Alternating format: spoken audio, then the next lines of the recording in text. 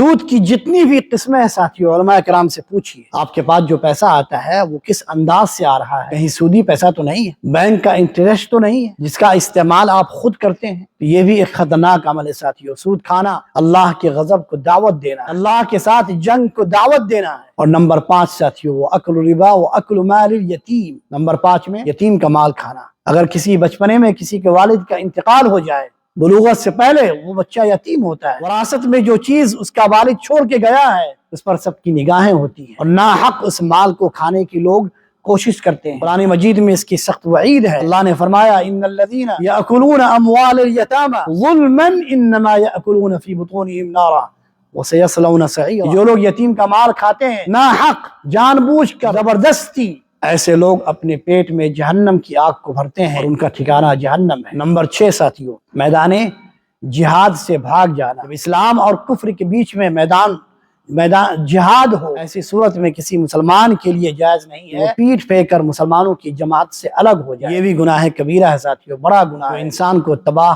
اور ہلاک کر دیتا ہے، اسے ہلاکت میں ڈال دیتا ہے۔ آخری عمل ساتھیوں، آخری گناہ جو خطرناک ہے وہ ہے ساتھیوں کسی بھی پاک دامن، چاہے وہ مرد ہو چاہے وہ عورت ہو، مومنہ عورت ہو یا مومن مرد ہو، نیک عورت ہو یا نیک مرد ہو، ایسے مرد یا عورت پر برائی کی تہمت لگانا یا الزام لگانا، یہ خطرناک عمل ہے ساتھیوں جو ہمارے سماج میں ہو رہا ہے۔ کسی بھی عورت کے اوپر بہتان لگانا یا کسی مرد کے اوپر بہتان لگانا، یہ نہایت ہی خطرناک عمل ہے۔ اگر آپ کسی شخص کی برائی کو جانتے بھی ہیں تو اس کی اصلاح اگر آپ چاہتے ہیں، اس کے پاس جا کر اس کی برائی بتائیے، نہ یہ کہ آپ عام لوگوں کے سامنے اس کا اظہار کریں، اسے پھیلائیں۔ اور اگر برائی نہیں ہے یہ تو بڑی خطرناک بات ہے۔ بہتان لگانا ساتھیوں گناہ کبیرہ ہے، بڑا گناہ ہے۔ یہ سارے اعمال، یہ سارے گناہ ساتھیوں ایسے ہیں جو انسان کو تباہ کر دیتے ہیں، برباد کر دیتے ہیں۔ جس طرح آپ دنیا کی زندگی میں اپنے جسم، اپنے دماغ، اپنے عقل کی، اپنے کپڑے کی، اپنی اولاد کی، اپنے مال کی حفاظت کرتے ہیں،